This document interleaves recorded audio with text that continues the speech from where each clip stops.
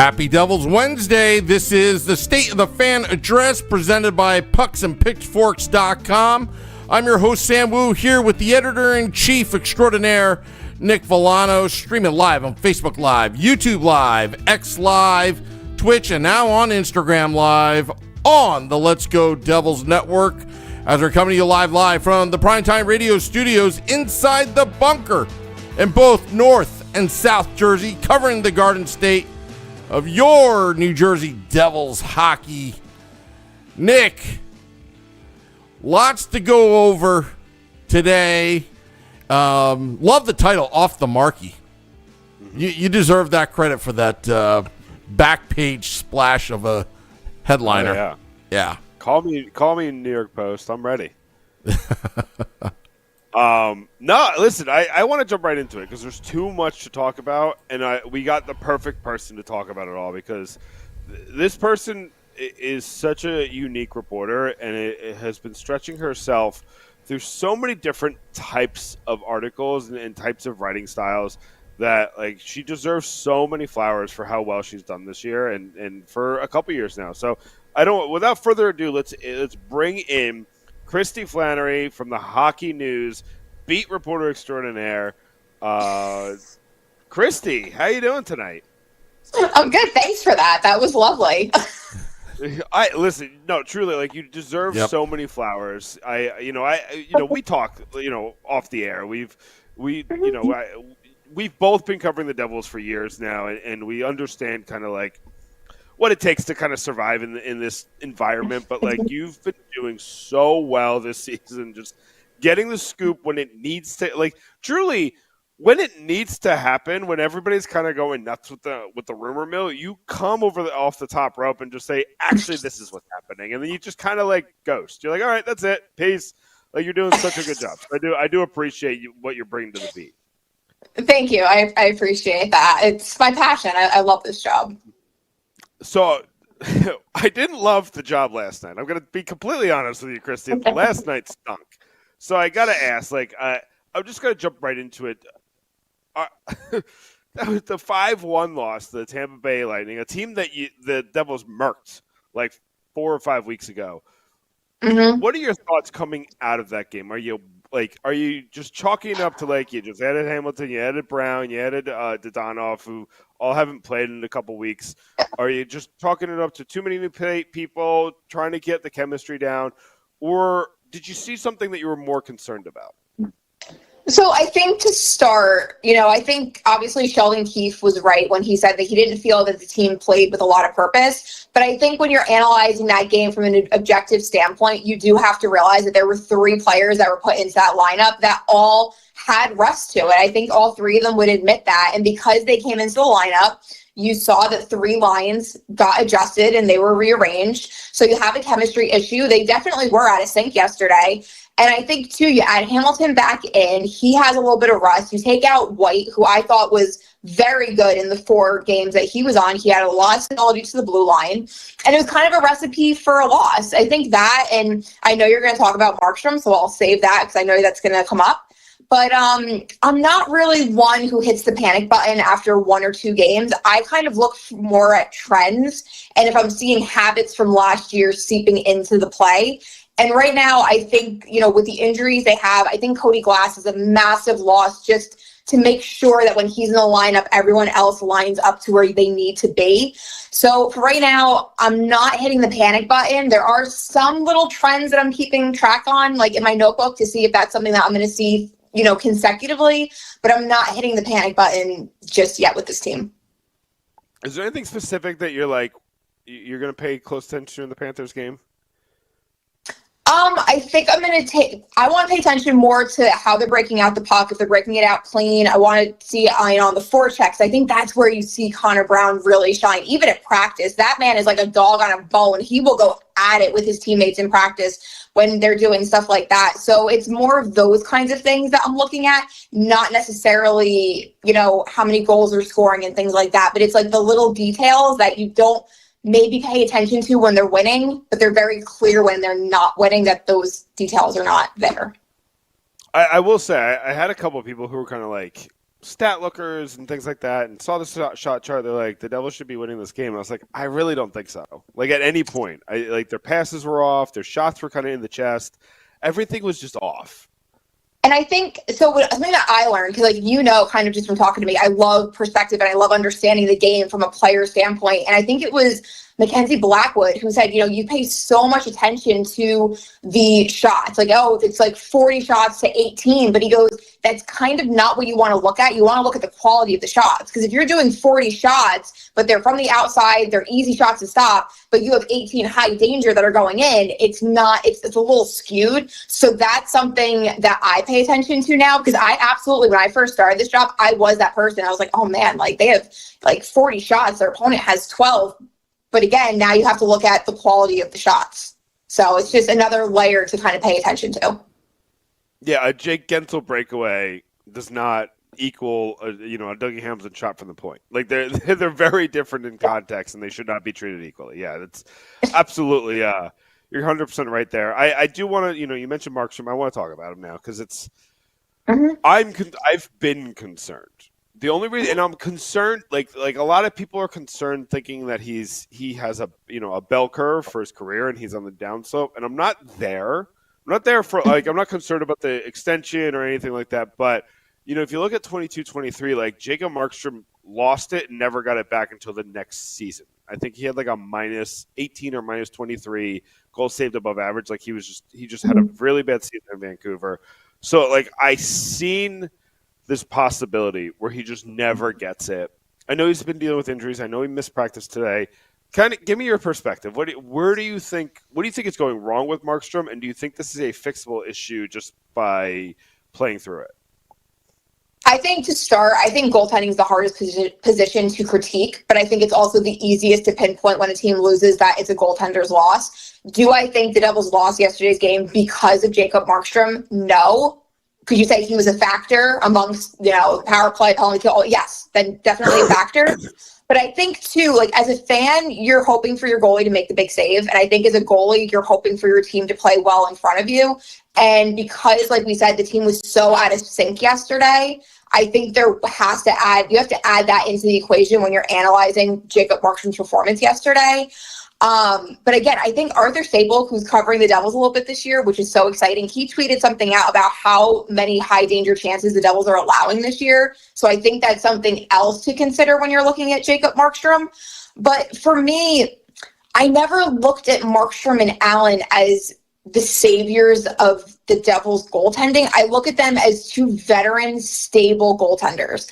I don't know if I look at them as, guys that are going to be stealing games left and right for you. I think these are guys that are going to go into net and give the team in front of them a chance to win every single night.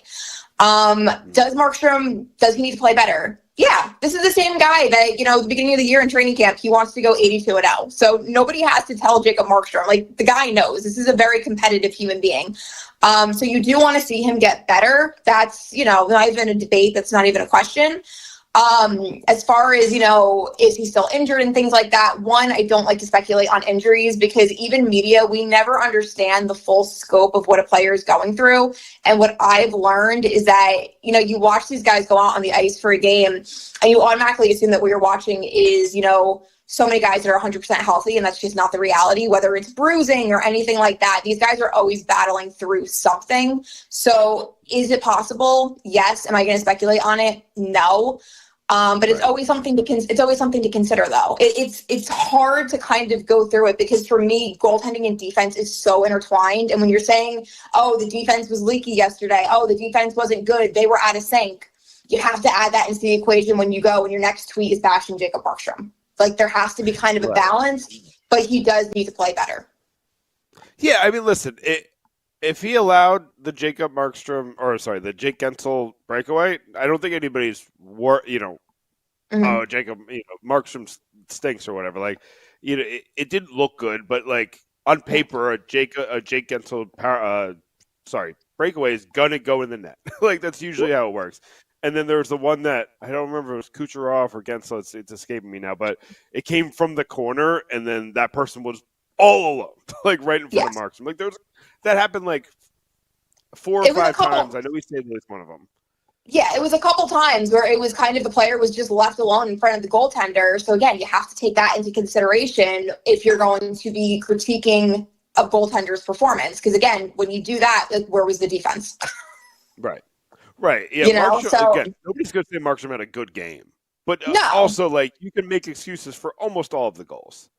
The only one I think was the one that went 3-1, where it was like a shot from the point that was unscreened. That was the one I was like, he just was it went into the top right corner. I was like, you just have to be that step to the right to be able. But again, like hockey's so fast, these things happen so quickly that like you're moving to your left so fast. Sometimes you're going to take an extra step to the left. It is what like. These things are what it is. It was like a compounding thing. It was the fact that he didn't react to the breakaway. It was all these things like compounded. So it looked like a really bad performance, when in reality it was just he didn't get the big saves. And it is what it is. Those nights happen. The Devils' defense does have to be better. I think that you really do have to look at the defense and the play in front of the goaltender. You have to consider the high danger chances and all of those things. And I think a great example of a goalie that you look at and you say how the team plays in front of that goalie really matters is Scott Wedgwood. Wedgwood is playing in front of a very good Colorado Avalanche team, and Scott is having an amazing season. And I'm so happy for him because, one, he's just a great guy to begin with. But it's like you finally are seeing him play with a really strong team in front of him, and you're seeing what he can be as a goaltender versus him, in front of a team that's rebuilding, where there's holes in the defense and all of those types of things. So it does make a difference, and I feel like you do have to factor it in a little bit if you're going to be analyzing a goaltender's performance. And I don't even know if I really answered your question, but that's kind of my thought. No, but that's the insight I wanted. I think that absolutely. I think it's. Because it sounds like you're not worried, right? You're not terribly worried? Not yet? No, I'm not overly worried. I mean, again, does he have to play better? Yes. You want to see him perform better. But again, like this is a guy that's a veteran. He knows who he is. He knows what kind of goaltender he is. He's not a young kid that also is dealing with like external pressures and all of these things and trying to find himself. So when you add that into the mix, the one thing about him and Jake Allen is they know what they need. They know, how their bodies are at this point. And that makes me feel a little bit better of, okay, these guys are pros. Like, they know what's going on. Like I said, he needs to perform better, but I'm not as alarmed as I've seen people be online. Not yet, anyway. And just final point of this. Remember how bad, I don't want to say bad. I feel like that's but he wasn't great to end the season last year. And then he was like the best goalie in the playoffs. He was phenomenal in the playoffs. Yeah. So this is a guy who has shown like he can go through slumps and then turn it on when it absolutely matters. And like, truth be told, I don't want to say it doesn't matter for the Devils right now, but they're in first place. Like, you know what I mean? So like, he doesn't have to put all this pressure on himself to be perfect. He's trying to find his game very clearly. But anyway, I remember Jake Allen telling me too. He's like, sometimes there's nights where the goalie needs to bail the team out, and he goes, and some nights the team bails the goalie out. He goes, it works both ways. But when you look at goaltending, they're the last line of defense. So if they make a mistake, it's going in the net, and it's going to be a big deal. But yeah, there's all those little intricacies that are going on that you really have to pay attention to get a full scope of kind of what's going on and where a player is currently like performing. Right. Yeah, I always say there's really like three positions in professional sports that it's like it's really all on you, and it's starting goalie, it's quarterback, and it's starting pitcher. Like those are the three where it's like it's a team sport, but like you're gonna get a lot of the blame if you lose. So I think you can kind of put all those in the same bucket. Yeah. I want to talk about kind of the thing that we've been, it feels like it happened 3 weeks ago, but I want to talk about the Jack Hughes injury. We first of all, great on you getting the scoop and getting what happened, so we could all stop with the nonsense. There was so much going on. Everybody was scrambling, and you literally just like mic dropped everybody and be like, "It was glass. Move on." And like they did. Like I've never seen like you could hear a pin drop on Twitter because everybody was like, "Oh, well, there goes our jokes, man." Like, what happened, Kristy? You're just killing everybody. But like, honestly, like, thank you so much because it was just like, it was like the inmates were running the asylum on that app, and you just kind of silenced everybody. So thank you for that. first of all. But I do want to talk about the impact because that's all that really matters. It's going to be 8 weeks with no Jack Hughes. They looked pretty good against Washington. I know Washington's struggling, and they have their own injuries with like Pierre-Luc Dubois, but they looked pretty good against Washington. And then they looked like what they looked like on Tuesday. So how do you assess this team without Jack Hughes, and what do they have to do to survive? Unfortunately, I feel like I hate saying it, but this is nothing new for this team. They're used to, like, it's unfortunate to say, but it's a reality. This isn't something that's brand new that this team doesn't know how to deal with. Nico Hischier, Jesper Bratt, like they've all been in this situation before with him. So I think, for me, when I look at the roster, I feel like, and I actually have an article coming out about this, I feel like when Jack gets injured, no player is affected more than Dawson Mercer, because Dawson knows the minute Jack goes down, he's going back to center.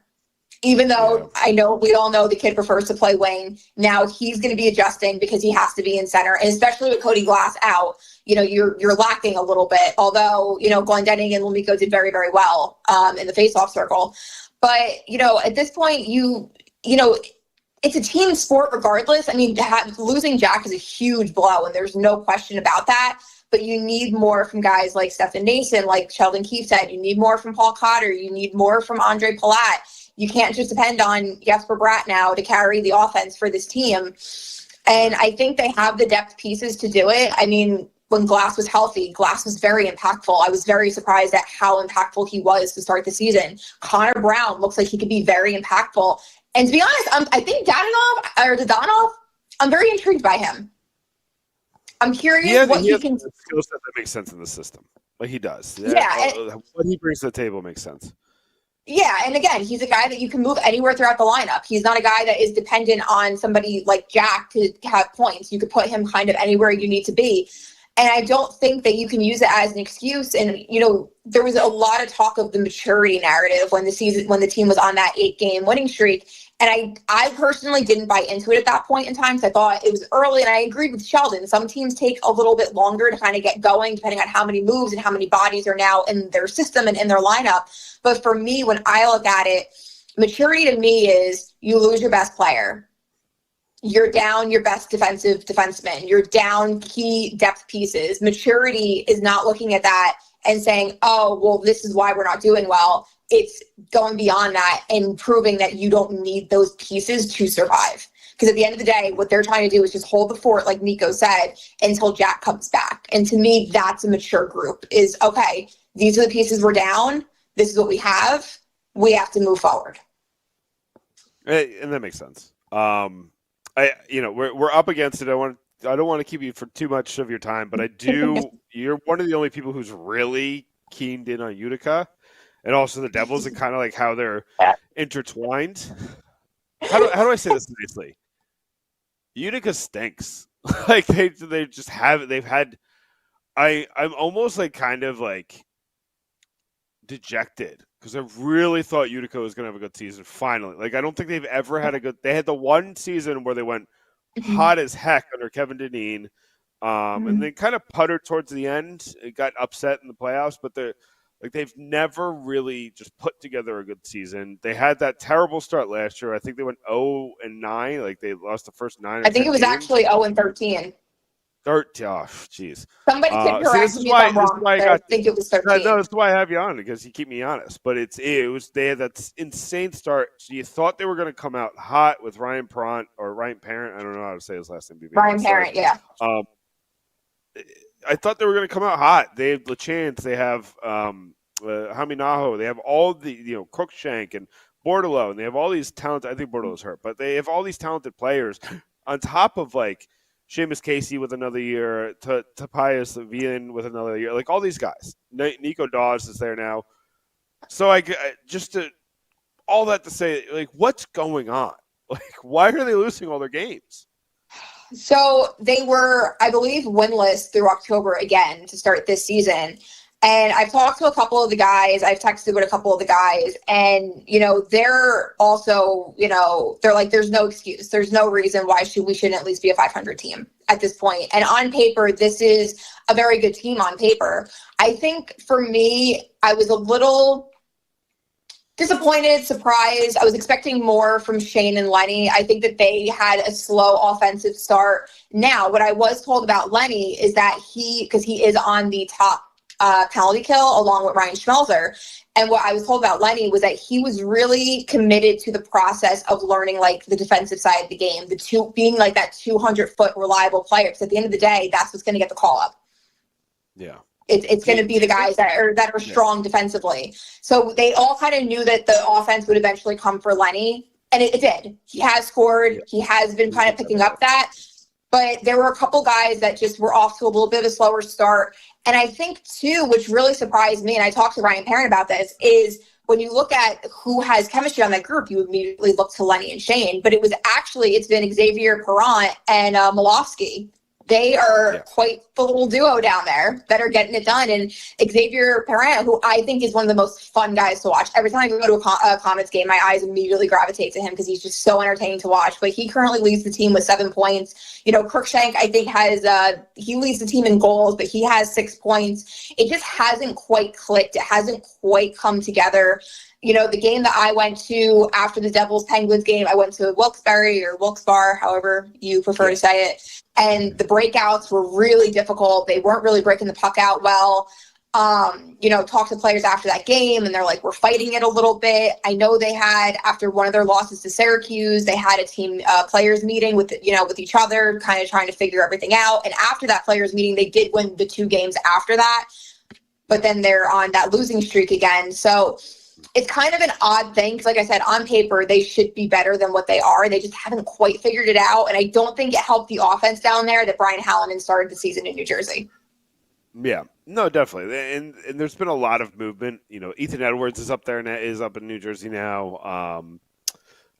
Colton White, you brought up earlier, he's played really well this season. He's up in New Jersey. Like, the injuries in New Jersey definitely haven't helped. But again, I thought they had the depth this season to have a good season. But again, it is still early. It's in the AHL, like you can go on a run.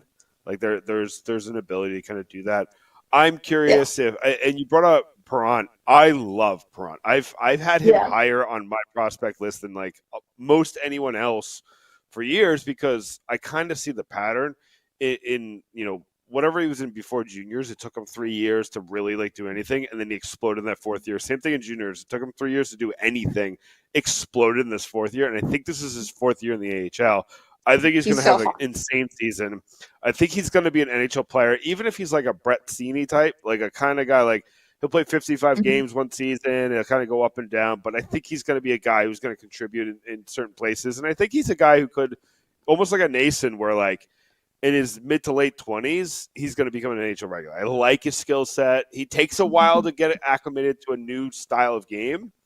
But once he's like used to it, he's really good. So I think they have the pieces. It's just like you said, maybe some of these young guys are going to take a while. Yeah, and I mean, it's tough when you have, the roster is constantly changing depending on who's going up, who's going down. The travel alone, I don't think people realize how brutal the travel is in the AHL, especially those 3-and-3s. I was on the phone with Dmitry Osipov the other day, and we were talking just about the travel and the things that people don't realize, because not a lot of people focus on the AHL unless they're in a city that has an AHL team. But yeah, it's coming really slow for them. Malik's trying to figure things out. He's trying to kind of find his rhythm a little bit. And at the end of the day, like I've talked to players about this, the AHL is just so chaotic. Like the game itself, it's not as structured as it is in the NHL. You have guys that are trying to develop. You have the veterans that are trying to help them with that. But they're also, they still want to get to the NHL themselves. And there's a lot of, you want to work in a system, you want to work together, because at the end of the day, winning makes everything better. It makes it more enjoyable to be at the rink. But there's also those individual goals that they have down there as well. Like nobody wants to be a full-time career AHLer. They all want to get to the NHL at some point. So I think to some degree, I think it's almost harder to play in the AHL versus the NHL just by how like the game is. It's just so much more. And the only word I can describe it as is it's chaotic. I mean, Nico Dawes has like an 870 save percentage in the AHL and like a 930 in the NHL like every year. So it's going to that where it's a chaos situation at all times.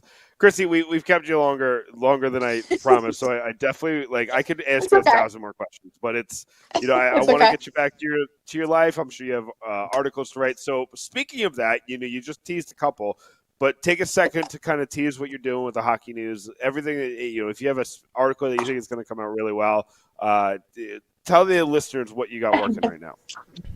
Before the team left for the second leg of the road trip, I did sit with Dawson Mercer, had a conversation with him about the Jack injury and how that kind of impacts him. So that's going to be out soon. Doing a teammate most likely. I'm taking that to the Comets this year. Those guys are nice enough to do it with me just to kind of showcase more of those personalities of those prospects that people do want to know about. So that's coming out. And we're going to be doing more digital content this year, which is me stepping out of my comfort zone, but we don't grow in our comfort zone. So we're dabbling in that as well. It's honestly I'm calling the 2025-26 season the across platform season, because I feel like everybody's kind of doing some different stuff this year, but I love it. I love just injecting everything that everybody's doing, and I love what you have done, Kristy. Thank you so much for coming on, giving us some of your time. We're going to have you on again soon. I'm going to bother you again at the rink. I'm going to be up there soon. So appreciate you spending some time with us and to keeping this beat, humble. So I appreciate that. Thanks, guys. I appreciate you having me on. Thank you, Kristy. That is Kristy Flannery of the Hockey News. She's in fuego, on fire on Twitter or X. Yeah, I saw that glass, that post about the glass, and I was like, all right, the steak knife jokes and all that kind of stuff just went boop, just like that immediately. And Sam, I'm not kidding. I had people in my DMs acting as sources, saying outwardly insane. No, I'm not kidding. Wow. People people talk to me because I'm not a newsbreaker. But the problem with that is people just say the most they'll hear something from, Mark Tambrador's uncle's cousin, and he'd be like, I heard that it was, they were doing carnival acts. Nobody actually said that to me, but people say the most ridiculous things, and they act like they have something, and then they get mad when they get called out. Listen, guys, if you made jokes on Twitter and you got called out, get over it.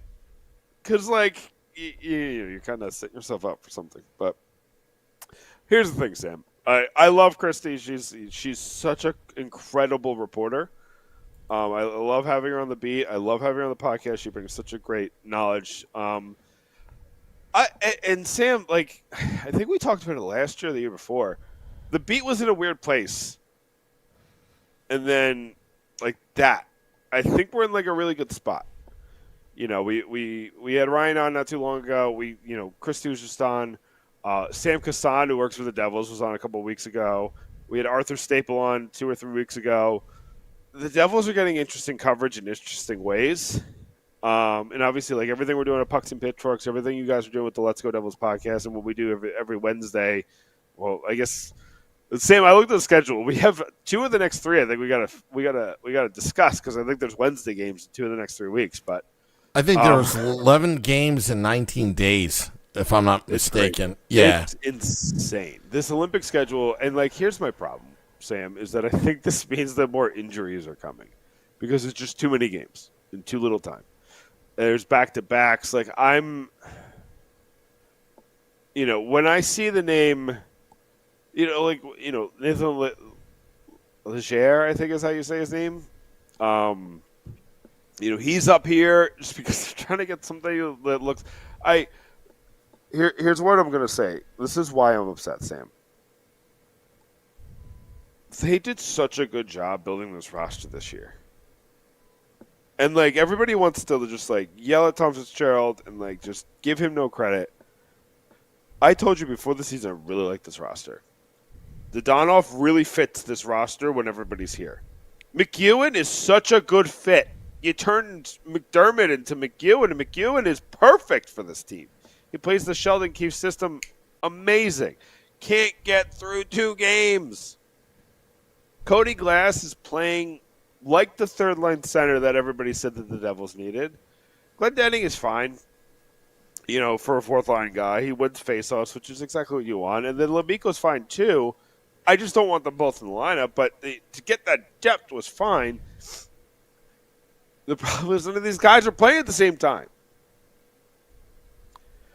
So how is it ever going to look good when you're down 4 or 5 forwards every night?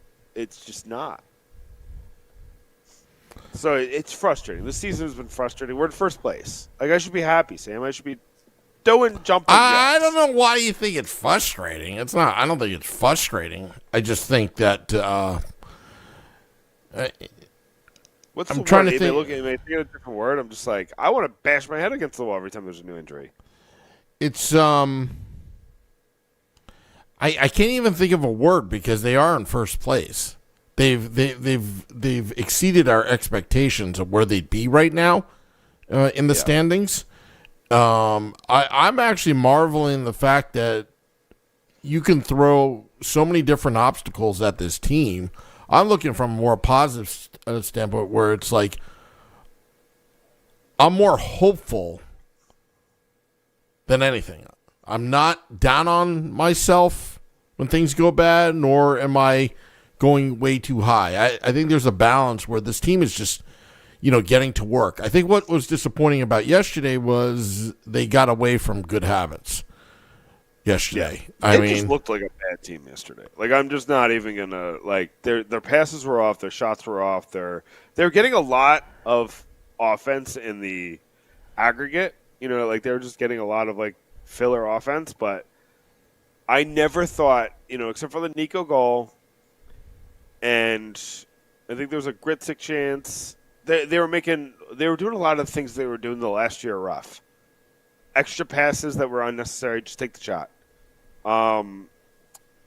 Just the passes were off. They were behind. They were misjudging their own teammates' speed, which could tell you that again there's just some rust there and there's just some lack of chemistry. I'm with you where I'm not worried about this team. I've seen some people jumping off the cliff and we got to calm down. Truly, it's not that serious. It was one game against a good Tampa team, and Sam, this is what we're not talking about. Is that team was desperate. The Tampa has been getting the bricks beat off of them, and something happened with their coach. John Cooper wasn't there for personal reasons, so there might have been extra motivation there to kind of win one for Coach. Yeah, saying there's a lot of factors here that just. If they do it again against Florida, then I'm worried. More worried than I am now. Then I'm I'm not hitting the panic button, but I am saying, oh, now we when they went on that road trip in the West Coast, they just didn't look good in all 4 games.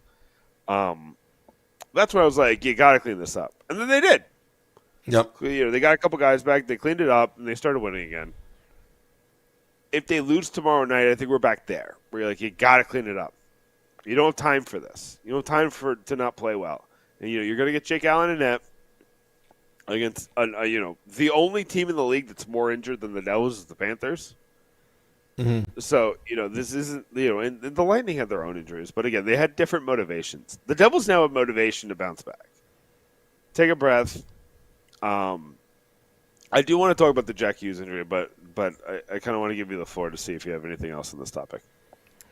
Well, what I didn't like about last night was all their mistakes that they made that were, again, they know better.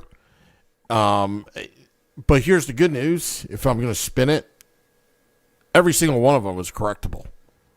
And again, it's that first goal was, well, why are you? Was that the Dawson Mercer pass? The awkward. Can we stop with these drop passes or just? Yeah. You know what I mean? Just dump it in. Just dump it in. This is the Tampa Bay Lightning. Although they're not doing very well this year, you start to play that East-West game with Tampa, they're going to kill you every single time. Every single time. One of the best players in the league. Yeah. He's on the ice. You gotta know Yeah. And then the second goal, if you thought it was icing, don't stop to the whistle. I don't know. They just watched the play a little bit on that play. So again, that kind of stuff just bothers me. If they lost with a great effort, okay, whatever. But at the same time, I mean, the good news here is I think a lot of it was correctable. There was no urgency with this team yesterday, but there was definitely urgency from the Tampa Bay Lightning. So that's all I have to say about that. So hopefully they regroup for tomorrow when they play the Panthers. They're gonna have to. And again, here's the thing. Nobody talks about that West Coast trip anymore because they've played well since then. You could erase yesterday. Yesterday is just a loss of 2 points. It doesn't matter how you look. Doesn't matter how you played. It's just a loss of 2 points, and they've gained 2 points where they didn't necessarily deserve it at times this year. So you kind of get one for the other. I do want to talk about the Hughes injury because this is the first time I've been on air with you since the Hughes injury.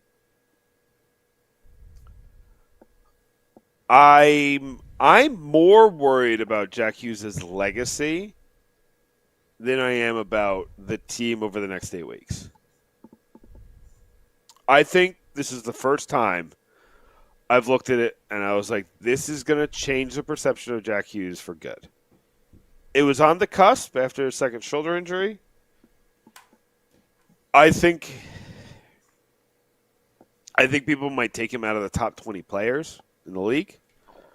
I think people might not consider him a superstar anymore. I think his jersey sales are going to go down. I think he might miss the Olympics, not because he won't be healthy, but because they don't, maybe they don't trust him to stay healthy or to stay on the ice. Now here's the good news. Obviously Elliot Friedman talked about how the initial thought was we could be looking at a season ender. And that tells me that was gnarly. That tells me that it was gnarly at that restaurant.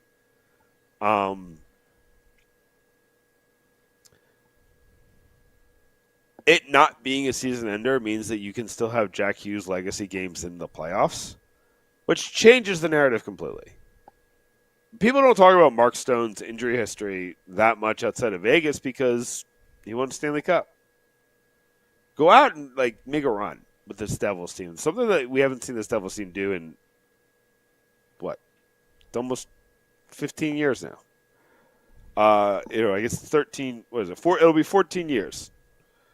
So the fact that this didn't happen at the end of the season, like it has for the last two shoulder injuries, it's definitely helpful for Hughes.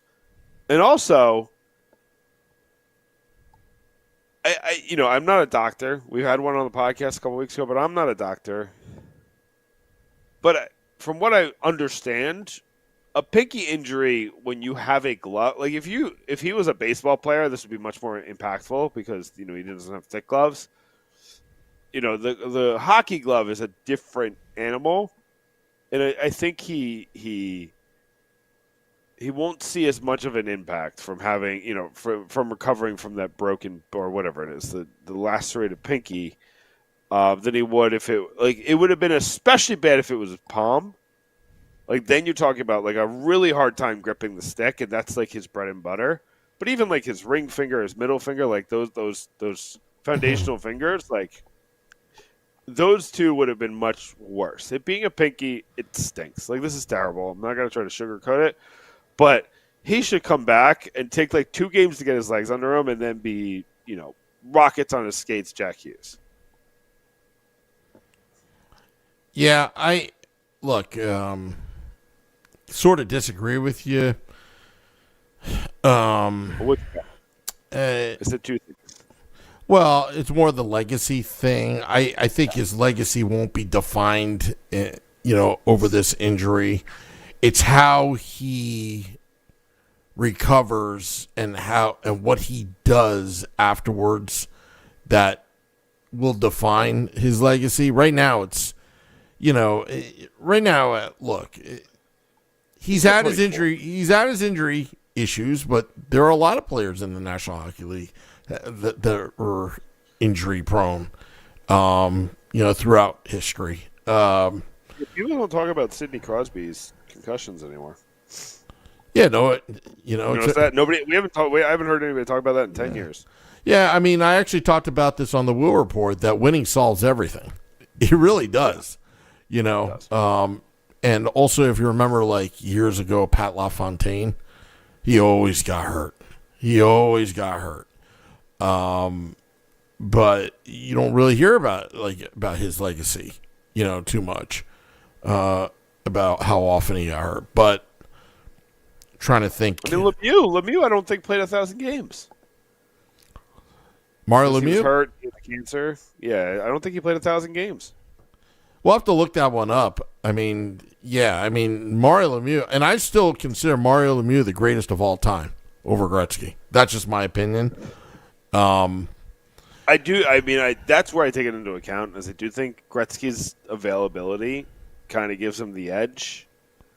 But I think that Lemieux is the guy I would want in a game. You know what I mean? Like, if I had to pick one player to play in one game and they were fully healthy, I'd probably pick Lemieux. And you know what's the scary part about Mario Lemieux? He didn't. A devil. He didn't really exactly take care of himself when he first came in the National Hockey League. I think I heard a story at one time that he was smoking a cigarette on the ice, and the coach told him to. I forgot what the coach told him to do, and he did something to the coach, and then he's like, "Whatever, I can do whatever I want." I forgot who told me that story, but it was pretty. It's Mario Lemieux. Honestly, the Devils winning that game at the end of that season, I think it was 80. Was 83? Yeah. The Devils winning that game at the end of that season might be one of the most impactful what ifs in the history of the league. Because do the Devils, they probably don't get Brodeur and Stevens and all that. They might get Stevens just because that was, shrewd negotiating by. They may have not had. They may not had. Forgot that. How about Lamoriello? Would they have had to make that change to get Lou Lamoriello? Right. But Stan Fischler, wrote an article years ago. The great Stan Fischler, who should be in the Hockey Hall of Fame, who we need to get on this podcast, but he said Devils 3, Penguins 2 when it came to cups in the end on that what if with the Mario Lemieux era. So I think it worked out for both franchises. And then with Pittsburgh, it's a little bit more special because they literally pulled him out of retirement because he had no choice because the amount of equity he had in the team, the amount of money they owed Mario Lemieux for those big contracts that they couldn't even afford. Yeah. And, again, Conspiracy Sam says that Gary Bettman helped him out a little bit on that 2005 draft where there was, but. Maybe. Listen, they won 2 in a row, right? Because they had the Fleury draft and they had the Crosby draft. Was that 2004, 2005? Yeah, 2004, 2005 season never came about. So in 2005, I remember the live draft was on XM Satellite Radio. It was literally on XM Satellite Radio. I don't think NHL Network existed in the United States. I think it was up in Canada. There was no video. I thought it did back then. Maybe. Anyway, go ahead. Anyway, there was no video of this lottery. It was just an announcement. There was no video of anything. There was no evidence that this even took place. And listen, this was 2005. The internet existed. It was there. ESPN.com was a very popular. These things were there. So there's places to put it, but I mean, I was searching all over MySpace to see if there was any videos of this. You heard so many emo songs during your time. Of course. You know what, Sam? You would have been in my top 8. Don't you worry. Top 8. Yeah. Do you remember the top 8? What are you talking about? On MySpace, they made you rank your friends, and you had to pick a top 8 for your 8 most important friends were. Oh, well, Tom was my most important friend. Wow. I totally forgot. Nick, I actually kind of forgot. I want MySpace back. Does it even still exist? No, he sold it to an equity company, and it's been sold like 4 times since then, and now I think they actually sold it to Fox, and then Fox sold it to some. It just changed hands. Yeah, I think maybe Fox had it along the lines. I don't think Tom sold it to Fox. Sold it to something else, but maybe you're right. I don't know. Either way, it doesn't matter. Anyway, Sam, that's all I got. I'm ready for plugs. Yeah, why don't you plug away? Pucksandpitchforks.com. Listen, I'm not going to write tonight. We just had one go up from brand new writer Nicholas Italiano. I hope I'm saying his name right. But he wrote 3 reasons why this Jack Hughes story, not so bad. It's bad, but not so bad. Neil Villapiano, who I went on his podcast this week, Devil's State of Mind. So go check out that episode.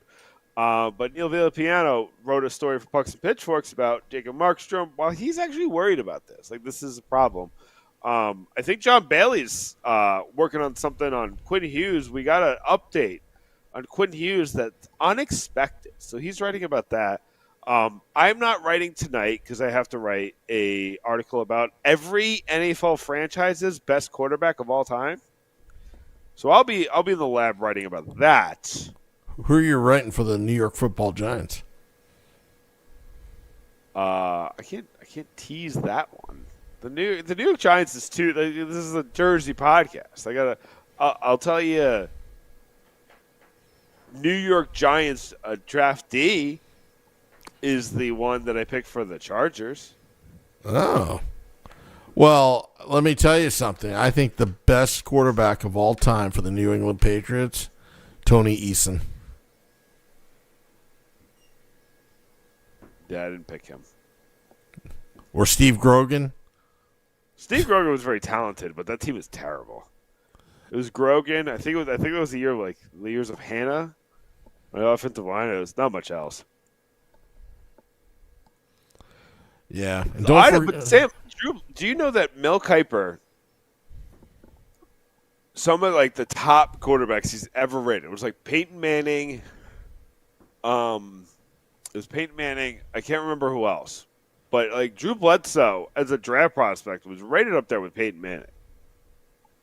So he was, and he had a great career. Drew Bledsoe had an underrated career. Which I was wrong about Bledsoe because being at Penn State, I got to watch Bledsoe at Purdue, and he was in this easy peasy shotgun offense, and he would just throw 2 yards, and then they would just get the yards per catch up, Sure. So, but I did not even expect.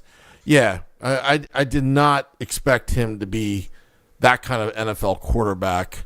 I think it's more of his mindset and leadership that got him over the hump. Right, because he's smart. He's 6'6"? He's tall, right? Yeah, and he's 6'4", 6'6", and he's just really incredibly smart. So he definitely had the tools from that standpoint. Maybe not the physical tools, but he had the tools from the intelligence and the size standpoint. And true story at Penn State when they played Purdue, I actually was one of those idiot students that waited 7 hours because first come first serve in the student section. So I literally had row 1 behind the Purdue bench. Not only did I get Vinny Sutherland, his wide receiver, to give me the finger, but I remember Drew Brees stretching, and they were down in the game, and I started chanting "No more Heisman" because Penn State was going to upset. Yeah, and he was a little annoyed by that. So, true story. I pissed him off. Way to make an impact in the world, Sam. Yeah, and I did piss off Jeremy Shockey when I was behind the visit.